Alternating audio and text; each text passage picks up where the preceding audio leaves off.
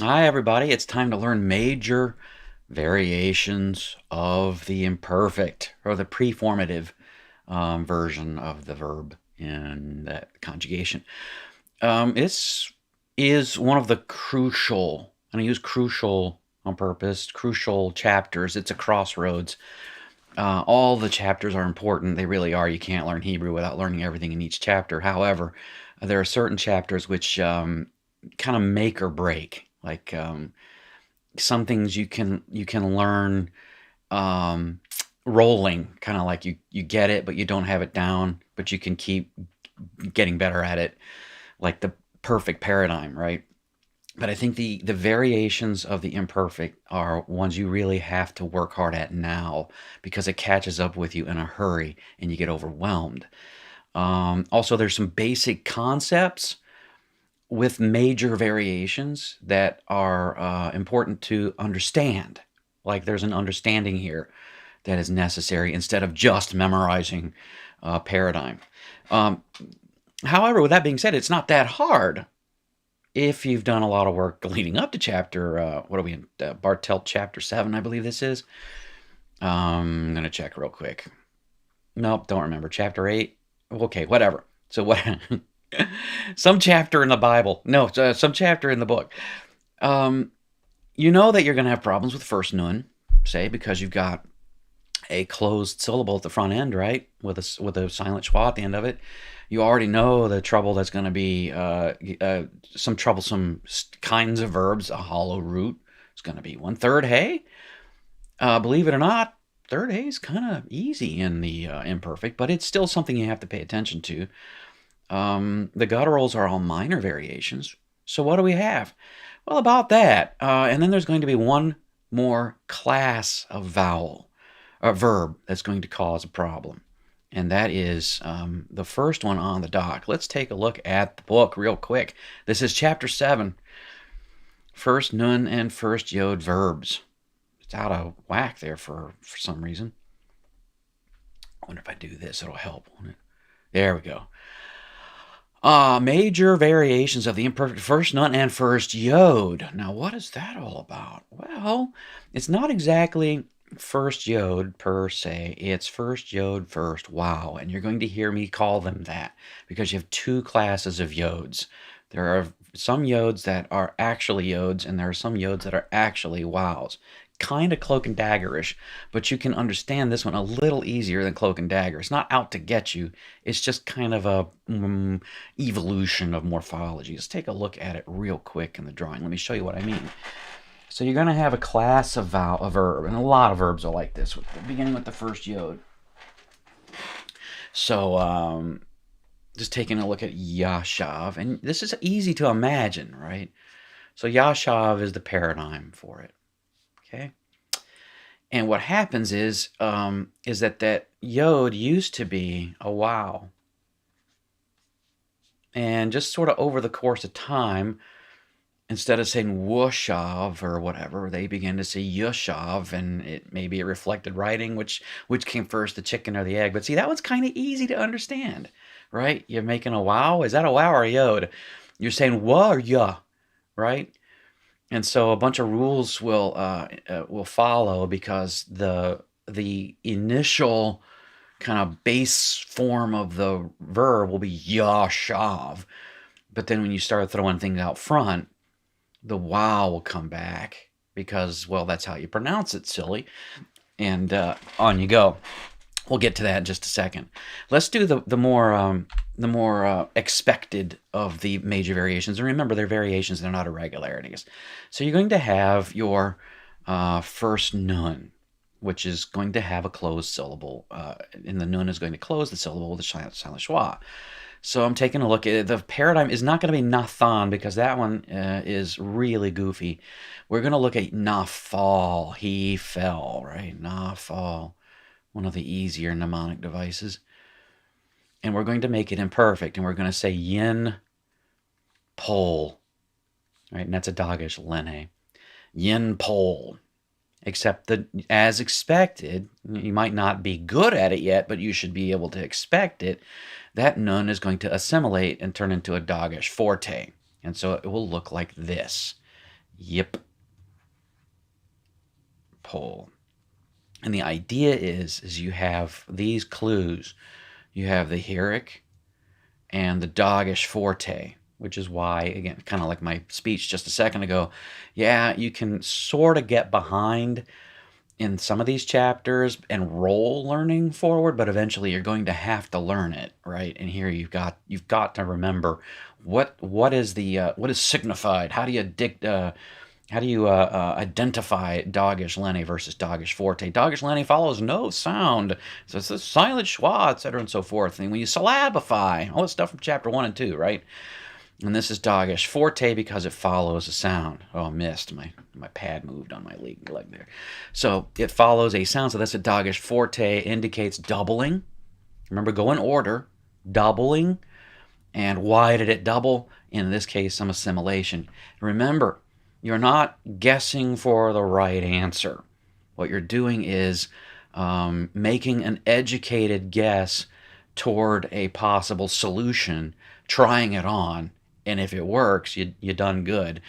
If it didn't work, then, well, you're going to have to go back and try again. Maybe it's a different reason why that's a doggish forte, and that will happen, of course. In chapter 17, you'll start seeing these kinds of things. Feeling kind of green today. How do I look with the green on? Kind of, yeah, green screens and greens don't go together. Let's go back to the book and look at this. Look at this first yod thing. Well, there's the first nun again. First nun Nathan, example 3. You know what? I should do them in order. Example 2. Notice you have combo. You can have combinations, and so you'll have first guttural and first nun and third guttural causing trouble, right? And so on and so forth. And Nathan, you have a vowel change inside of it. Nathan is extraordinarily peculiar, and you'll get used to that too. You'll learn Nathan by just pounding away at it. Instead of going to yin tone, it goes to yin tane, and then from yin tane to yit tane. That one, I assure you, just by the sheer volume of occurrences of Nathan in the imperfect, you'll learn yitain in a hurry. So just try not to miss it on the quiz too often. There's one goofy one, lakach. This one is a snare. Lakach is a first lamed that acts like a first nun. That's the only one that does this that I know of. I say that and I kind of freak out because maybe I do know of another one, but I can't remember it off the top of my head. The idea, though, is that it's just like a first nun. There it is. Let's take a look here. So getting the paradigm up, na fall, right? Na fall in slow motion. You go and give it its normal vowels, yin, pol, doggish, lene, because it's a bagad kapat letter. Well, this is a nun that's closing a syllable because that's a silent schwa, right? That's from chapter 2. Can't do it all over again. And so what will happen is this nun will go into this letter as a doggish forte, giving you yip, pol. Okay. So that's the second time you've seen it. Lakach is exactly the same, except it starts with a lamed. And so instead of going yil kach, and that's the reason you get an A vowel there is because that's a guttural, right? So you have minor variation. Oops, what's that? Working on it. I accidentally pushed Control Save instead of Control Delete. There we go. Instead of going back and doing all of chapter, what chapter are we in? Chapter 6 with the minor variations there. You have to know these things by now. See, so you have the minor variation, third guttural, giving you an A vowel. Yilkach, it looks like it should be right, but it's not because this lamed thinks it's a nun. It's like the what is that story? The ugly duckling thought it was a swan. I think it didn't. It think it was a swan, and then in it goes, and instead of yilkach, you get yikach with the Dagish forte in the kaf. Kof. And that verb you'll see an awful lot too. It's to receive. Um,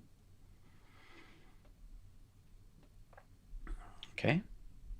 Now onward we go. Now these first yods, there are two cases of them. There's the first yod, first wow, as I introduced to you a little bit ago, and it just turns into a wow later on.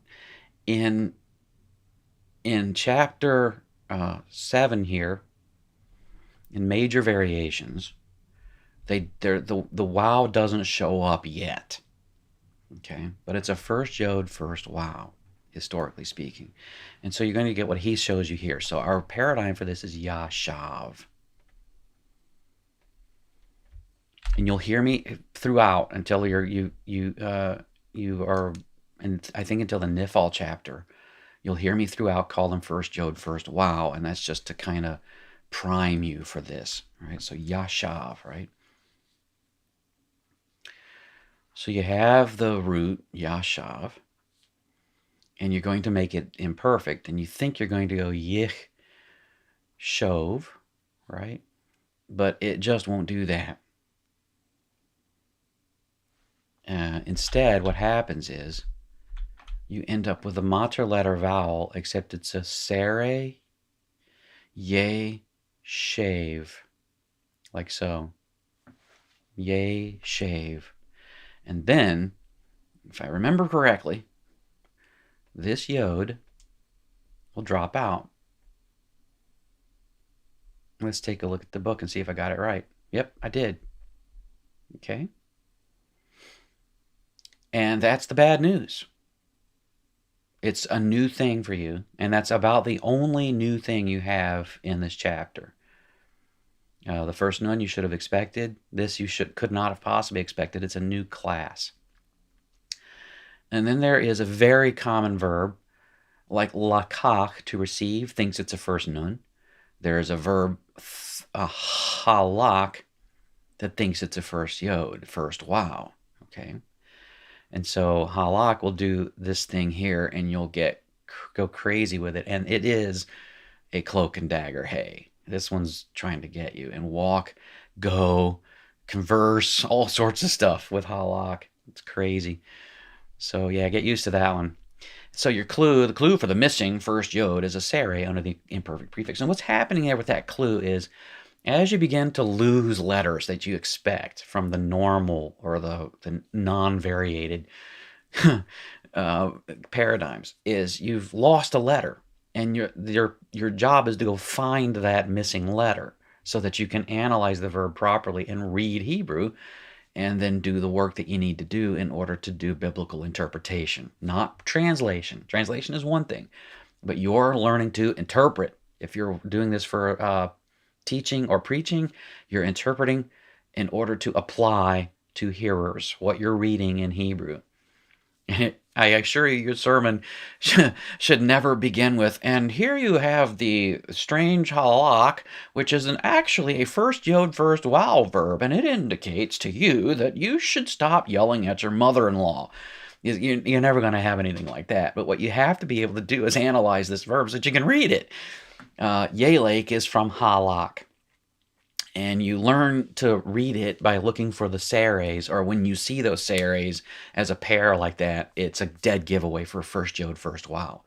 And so that's kind of the rule you want to get your mind around, right? Now there is a small group of first yod verbs that are actually first yod verbs, and there are a handful of them, and I think they're at the bottom. Yep. We might hit the right screen. Yeah, okay. First two groups reflect historically distinct categories. Most first yod verbs were actually first wow. That's why I say first yod. The other ones, they're going to do that, and they're going to turn into this monoletter letter hieric yod, right? And so you're going to get yirosh for he will inherit. Those are very rare. Not rare, but they're rare enough that you don't have to worry about them. Notice that there's like just a little snippet here. You really need to learn first yod, first wow, right? Two consonant roots, right? I think you know these. It's hollow roots in third Hey. Hollow root's going to be a little tricky. You're going to find the full root with the mater letter. So there it is. The prefix is left in an open syllable. And so instead of a yik kum, you're going to get ya kum. Let me show that to you real quick. So let's get the proper, the wrong guy. I need more coffee.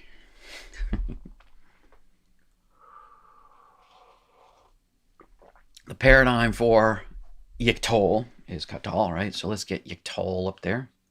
And it's yiktol, tiktol, tiktali, yektol, and so on and so forth. All the same rules that you've been learning.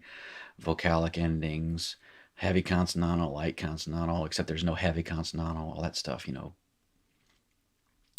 going to get yiktol, right? And so you're going to get the root com. And instead of yikcom or something like that, which wouldn't be a bad guess, you're going to get the hollow root, the actual mater letter that disappears in the perfect is going to return, and you're going to get accommates in the first syllable. It is rather important to memorize yakum.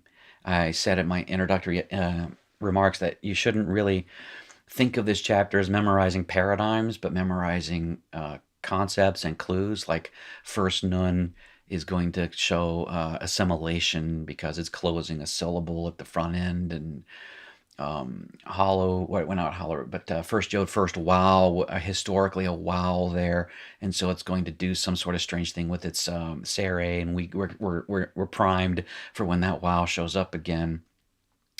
Third Hey aren't going to be that hard, but hollow roots, I think you're going to want to memorize the paradigm because it is so different, and it is not quite expected. Like I've been saying, variations are just variations.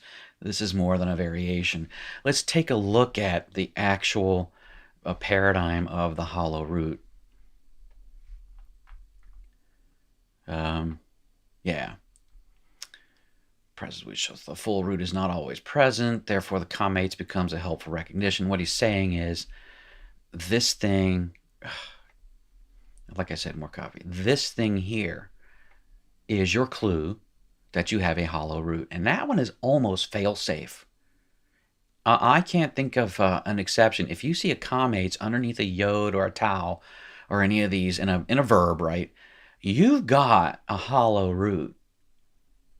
That's pretty reliable. Okay, back to the book here for a quick document screen. The full paradigm, and this is what I'm going for. The full paradigm is given below. Oh man, that doesn't look right at all, does it? Yeah, that's why you gotta memorize it. See, so you're gonna have yakum, takum, takum. You're like, okay, this is not hard. This is not hard. Takumi, it's vocalic ending. I got it. Vocalic ending. You're gonna have that shift because it's looking for a way to make a vocal schwa, but it can't. So it's telling me, hey, I'm trying to make a vocal schwa, but I can't. With the accent, takumi, akum, yakumu. This is a vocalic schwa again. And then here come your light consonantals. Oh no, what is this thing? Well, in the first case, the more common, you get takomna, and the hollow root disappears and becomes an O vowel. And that accent is retained because it's a light consonant ending. But how did yiktolna go? Yiktolna, takomna. Okay, not horrible, not horrible. You can live with this. But then what's this thing? Takumena? What? This is the stuff that makes you go crazy when you're trying to learn Hebrew. It's kind of like learning direction verbs in Russian. Just like, oh, now I see why they make vodka out of potatoes. This is the same kind of thing. What are they doing? What do you mean helping sigol? What is the helping syllable? What is this thing? What's he calling it? Let's try to read all these words and see if any of them make any sense to us in common lay English. The full paradigm of the hollow root kum is given below. Okay, no, not so bad. Note that the plural feminine forms with the consonantal suffixes have two forms, one with and one without the mater letter. Those without the mater letter still show the distinctive initial comates. Ta, kum, toma, right? Like I said. The forms that retain the mater letter also add a helping syllable that takes the accent, moving it over one syllable. This leaves the initial comates in a pro-Brytonic position, and it shortens to schwa. I would memorize this paradigm. Yeah. Yakum, takum, takum, takumi, akum. Yakumu, takomna, takumena. And I know that those two go in the same line, in the same box. Takomna, or takumu, takomna, takumena. I gotta do tikumena at the end of that second one. And then nakum. I'd memorize it. Third hay roots follow the same principles observed in our discussion of third hay. It's not really that hard. You're gonna find some shifting here and there. Nothing really surprising in takum. So let's look at the abana. So let's take a look at the full paradigm. Yivna, tivna, tivna, tivni. You're gonna lose that hay altogether there. Evna, yivnu, tivnena, tivnu, tivnena, nivna. And see, the idea with the vocalic endings is that you're supposed to be getting some sort of vocal schwa in the preceding syllable, and you don't get it, or an accent like you would in a hollow root, but you don't get it, and that tells you, oh, hey, I've got a hey. So it's almost like the lack of a clue is the third hey. In the imperfect, I find that the third hey is much easier than in the perfect. Okay.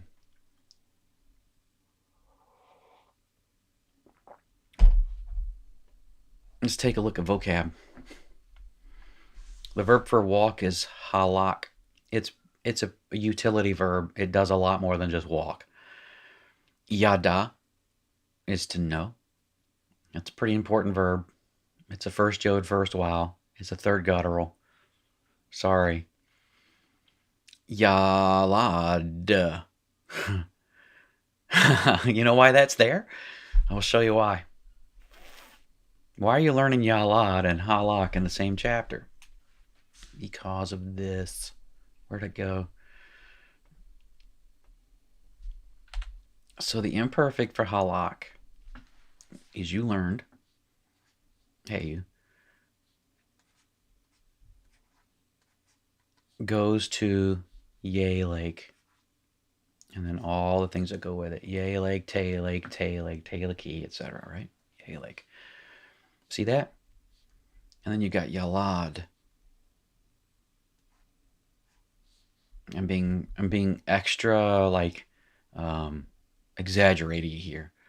You're gonna see the imperfect she will bear, he will bear, and when you're a guy, you don't bear, you beget. Yay laid. Ooh. Yeah. Walk. He will walk. He will beget. Tailade, tailake, tailade. So I guess the idea is, be careful there. Right? Okay. Just heads up. Go back to the book. Look some more vocab. Yara. Except it's going to be a stative verb. You do not fear, you are afraid. Yare. Okay. Yarash is to inherit, dispossess, possess. I really like the translation possessed by dispossessing, because if you think about it, it's going to be a really strong Deuteronomic verb. I will give you this land and you will possess, you will inherit the land. And the whole thing Moses is trying to tell them is, you're going to go in, you're going to shove these people off, and you're going to take their houses and vineyards. You're going to possess by dispossessing. Right? It's a wonderful theological concept, very beautiful. Your enemies will be driven out before you, and you're going to take their stuff. Inherit. It's not quite the same thing, right? Possess by dispossess. Love that verb. Doesn't always mean possessed by dispossessing. Don't make that error either. Here we go. Yashav is to sit or to dwell. The verb for take or receive, like I taught you earlier, is lakach, acts like a first nun. Nasak. You're going to want to do nasak with a nice mnemonic, hard camel choking at the end there. Because you're going to have another verb, nasa, that isn't spelled anything like this, but sounds like it in every way. And it's a first nun verb too. Allah, to ascend, go up. That's whole burnt offerings are going to Allah. So that's a verb. Look at its first guttural and third hey. Combo points. You ought to get points for some of these, like like when you do a combo point in a video game. Like World of Warcraft. I'm a druid, and you build up combo points with each swipe, and then if you save them up, you get you get to double up your score, your damage. Derek, road or way. Yisrael is Israel. Don't say yish, please. It is grating, and I will mark you down and think less kindly upon you on your quizzes. Yerushalayim. I think it says the peace of the Jebusites or something like that. Yerushalayim, Jerusalem. Notice it's kind of a dual thing there at the end. I don't know if it's dual or not. It's historical, weird stuff. Yerushalayim. Shana. Shana-na-na. Year. Shana. Shanim. It's a third hey noun. See that? It drops the hey. Cloak and dagger hey. Shanim. Why doesn't it go Shana theme? I don't know. Okay, key is your indirect discourse marker, and there's a book this thick, and there's another book this thick, answering the book that was this thick on how does key work. It is a what do you call that? A deictic particle. What is a deictic particle? It makes a little space. That's all. We'll work on that together. You'll hear toddlers mix that or because and which, and if you listen to them, you'll understand what is meant by indirect discourse and deictic particles and stuff like that. I like kind of, it's me showing off a little bit. I've got my dissertation. All right, men from, how do you think my dissertation might have something to do with deictic particles? Well, yes, it does. Men from, out of, part of, very important preposition, and it's rather tricky because the nun assimilates. What? Yes, the nun assimilates. And when it assimilates with a noun that has a definite article in the front end of it, why it doesn't disappear. It's just that the hey doesn't double, and so you get convinced of lengthening, and you're looking at Mei HaMelech, and you're just screaming at the world for its difficulties. Have fun with it. It really is a lot of fun. I enjoy Hebrew a great deal, as you can see, and I hope you pick up from it. And we'll get you through it, right? As always, if you want to try to contact me through this magic called YouTube, you do so. And we'll talk to you next time. Have fun with Hebrew.